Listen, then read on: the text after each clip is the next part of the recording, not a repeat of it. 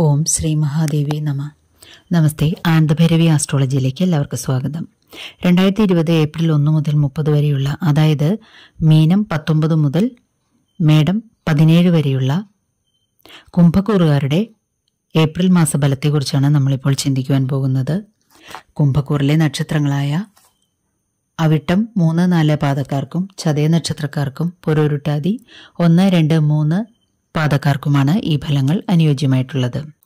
April മാസം വലിയ ഗ്രഹങ്ങളുടെ നക്ഷത്രമാറ്റം കൊണ്ടും ചെറിയ ഗ്രഹങ്ങളുടെ രാശിമാറ്റങ്ങൾ കൊണ്ടും വളരെയധികം ചടുലവും അപ്രതീക്ഷിതങ്ങളായിട്ടുള്ള പല സംഭവങ്ങളുടെയും അനുഭവങ്ങളുടെയും പ്രധാന വേദിയാവുകയും ചെയ്യുന്നു. വലിയ ഗ്രഹങ്ങളായിട്ടുള്ള വ്യാഴം മേടം രാശിയിൽ ഭരണി നക്ഷത്രത്തിൽ നിന്നും ഏപ്രിൽ 17 കാർത്തിക നക്ഷത്രത്തിലേക്ക് മാറി സഞ്ചരിക്കുന്നു. മീനം രാശിയിൽ രാഹു രേവതി നക്ഷത്രത്തിൽ കൂടി സഞ്ചരിക്കുകയാണ്. കുംഭം രാശിയിൽ ശനി ചതയ നക്ഷത്രത്തിൽ നിന്നും ഏപ്രിൽ 6 പൂരോരുട്ടാതി നക്ഷത്രത്തിലേക്ക് പ്രവേശിക്കുന്നു. കേതു കന്നിയിൽ അത്തം നക്ഷത്രത്തിൽ സഞ്ചരിക്കുകയാണ്. ചെറുഗ്രഹങ്ങളായ ചൊവ്വ ഏപ്രിൽ 10 പൂരോരുട്ടാതി നക്ഷത്രത്തിലേക്കും 27 ഉത്രട്ടാതി നക്ഷത്രത്തിലേക്കും പ്രവേശിക്കുന്നു. ബുധൻ ഏപ്രിൽ 9 രേവതി നക്ഷത്രത്തിൽ വക്രം ചെയ്ത് പ്രവേശിക്കുന്നു. ഏപ്രിൽ 3 ശുക്രൻ ഉത്രട്ടാതി നക്ഷത്രത്തിലും ഏപ്രിൽ 14 രേവതിയിലും ഏപ്രിൽ 24 മേടം രാശിയിലെ അശ്വതി നക്ഷത്രത്തിലേക്കും പ്രവേശിക്കുന്നു. സൂര്യൻ ഏപ്രിൽ 14 മീനം രാശിയിൽ നിന്നും മേടം രാശിയിലേക്ക് സംക്രമിക്കുകയും വിഷു സംക്രമം ആരംഭിക്കുകയും ചെയ്യുന്നു. അന്ന് വിഷു കണി ദർശനവും വിഷു ആഘോഷവും നടത്തുന്നു നമ്മൾ. ഏപ്രിൽ 8 കറുത്തവാവും ഏപ്രിൽ 23 വെളുത്തവാവുമാകുന്നു. ഏപ്രിൽ 5 ഏകാദശിയും 23 10-ാം ഉദയവും ആഘോഷിക്കുന്നു.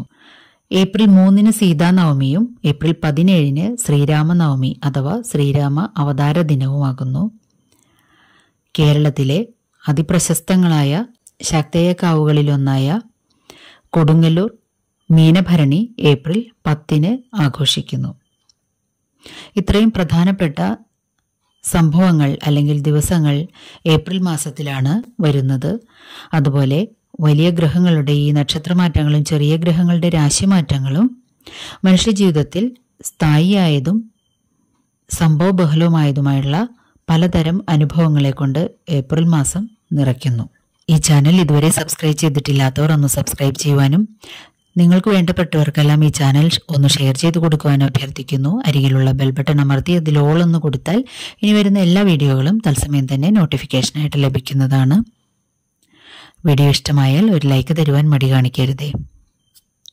ഇനി നമുക്ക് ഏപ്രിൽ മാസത്തിൽ കുംഭക്കൂറുകാർക്ക് എന്തെല്ലാം ഫലങ്ങളാണ് വരുവാൻ പോകുന്നത് എന്നൊന്ന് ചിന്തിച്ചു നോക്കാം. കുംഭക്കൂറുകാർക്ക് ജന്മശനിക്കാലമാണ്. ശനി ചതയ നക്ഷത്രത്തിലൂടെ സഞ്ചരിക്കുകയും ചെയ്യുകയാണ്. അവർക്ക് ലഗ്നാധിപൻ കൂടിയായിട്ടുള്ള ശനിയാണ് ജന്മശനി സമ്മാനിച്ചുകൊണ്ട് 1.5 വർഷക്കാലമായിട്ട് കൂടെ നിൽക്കുന്നത്. രണ്ടാം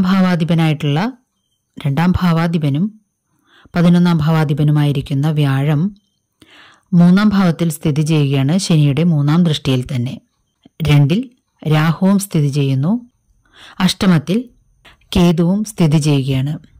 ഈ നിലയിൽ പൊതുവിൽ കുറച്ച് ബുദ്ധിമുട്ടേറിയ ഒരു അവസ്ഥയിലൂടെയാണ് പൊതുവെ കുംഭക്കൂറുകാർ കടന്നുപോയിക്കൊണ്ടിരിക്കുന്നത്. വ്യാഴം മെയ് 1 മാറുന്നതോടുകൂടി കുറച്ചൊരു ദൈവാധീനം കൈവരികയും എല്ലാത്തരം പ്രശ്നങ്ങൾക്കും ചെറിയൊരു സമാശ്വാസം ലഭിക്കുകയും ചെയ്യും. ധനപരമായി നിലനിന്നിരുന്ന കടുത്ത പ്രതിസന്ധികൾക്ക് ഒരു അയവ് വരികയും പടിപടിയായി ഒരു ആശ്വാസം എന്നോണം മുകളിലേക്ക് ഒരു കയറ്റം കിട്ടുകയും ചെയ്യും. തൊഴിൽ സംബന്ധമായ പ്രശ്നങ്ങളിൽപ്പെട്ട് ഉഴറിയിരുന്നവർക്ക് ഈ സമയത്ത് ഒരു ആശ്വാസം ലഭിക്കുന്നതാണ്. പുതിയ ജോലികളിൽ പ്രവേശിക്കാനുള്ള അവസരവും അതുപോലെ നഷ്ടം വന്നുകൊണ്ടിരുന്ന അല്ലെങ്കിൽ തകർച്ച നേരിട്ടുകൊണ്ടിരുന്ന വ്യവസായങ്ങൾ, കച്ചവടം മുതലായവയിൽ ഒരു ഉണർവ് പ്രതീക്ഷിക്കാവുന്നതുമാണ്. മുടങ്ങിപ്പോയ വീടുപണി അല്ലെങ്കിൽ പാതിയിൽ നിർത്തിവെച്ചത് മുതലായവ പുനരാരംഭിക്കുവാൻ ഈ സമയത്തിൽ സാധിക്കുന്നതാണ്. വീട് സംബന്ധമായിട്ട് അനുവദിച്ച് കിട്ടാതിരുന്ന ലോണുകൾ, മറ്റു സഹായങ്ങൾ എന്നിവ നിങ്ങൾക്ക് പതുക്കെ ലഭ്യമായി തുടങ്ങും. വീട് പുതിയതായിട്ട് വാങ്ങുവാൻ ആഗ്രഹിച്ചവർക്ക് അതിനുള്ള സമയം കൂടി ആയിട്ടുണ്ട്. വാഹനം മുതലായവയ്ക്കും ഇതുപോലെ തന്നെ ക്രയവിക്രയങ്ങളിൽ ചെയ്യുന്നവർക്കും അതുപോലെ പുതിയതായിട്ട് വാങ്ങുവാൻ ഉദ്ദേശിക്കുന്നവർക്കൊക്കെ അനുകൂലമായിട്ടുള്ള സമയമാണ്. എന്നാൽ ധനപരമായിട്ട് കുറച്ചൊരു ബുദ്ധിമുട്ട് നിങ്ങൾ അനുഭവിക്കുക തന്നെ ചെയ്യും. അതുപോലെ ഗൂഢമാർഗങ്ങളിലൂടെ ധനം നഷ്ടപ്പെട്ടു പോകാനുള്ളൊരു പ്രവണതയും ഉണ്ടാകും. അനാവശ്യമായിട്ട് ഉള്ള കാര്യങ്ങളിലോ വേണ്ടത്ര പഠനവും നിരീക്ഷണവും നടത്താതെയോ ബിസിനസ്സുകൾ മുതലായവയിൽ കൊണ്ടുപോയി നിങ്ങൾ ധനം നിക്ഷേപിക്കാതിരിക്കുവാനും ശ്രദ്ധിക്കേണ്ടതാണ്. പലതരത്തിലുള്ള മാനസിക ഘട്ടങ്ങളിലൂടെ നിങ്ങൾ കടന്നുപോയിട്ടുണ്ടാകും. പ്രതീക്ഷാ നിർഭരമായിട്ടുള്ള ഒരു സമയം കടന്നു വരികയാണെന്ന് ഓർക്കുക. അഷ്ടമത്തിൽ നിൽക്കുന്ന ആ കേതുവിനെ കൊണ്ട് പലതരം ശാരീരിക പ്രശ്നങ്ങളും നിങ്ങൾക്ക് ഉണ്ടായിട്ടുണ്ടാകും. പൈൽസ മുതലായവ അല്ലെങ്കിൽ മലബന്ധം മുതലായവ അനുഭവിച്ചുകൊണ്ടിരുന്നവർക്ക് ബുദ്ധിമുട്ട് കൂടാൻ സാധ്യതയുണ്ട് ഈ സമയങ്ങളിൽ. അതുപോലെ മറ്റുള്ളവരുമായിട്ട് വാക്കുതർക്കങ്ങളിൽ ഏർപ്പെടാനുള്ളൊരു പ്രവണതയും നിങ്ങൾക്ക് ഉണ്ടാകും. അധിക ചിലവുകൾ ധാരാളമായിട്ട് വന്നുകൂടുന്നതാണ്. കണ്ണിനും ചില്ലറ അസുഖങ്ങൾ എന്തെങ്കിലും ബാധിക്കാൻ സാധ്യതയുണ്ട്. സന്താനങ്ങൾക്ക് വിദേശ രാജ്യങ്ങളിൽ വിദ്യാഭ്യാസം, തൊഴിൽ എന്നിവ തേടി പോകുവാനും അവിടെ ജോലിയിൽ പ്രവേശിക്കുവാനും ഈ സമയത്ത് അവസരമൊരുങ്ങുന്നതാണ്. സാമ്പത്തിക നിക്ഷേപങ്ങൾ വിവാഹത്തിലൂടെയും മറ്റും കുടുംബത്തിൽ സുഖങ്ങളും അഭിവൃദ്ധിയും വന്നുചേരുന്നതാണ്. യാത്ര കൊണ്ട് പലതരം ക്ലേശങ്ങളും അനുഭവിക്കാനിടയുണ്ട്.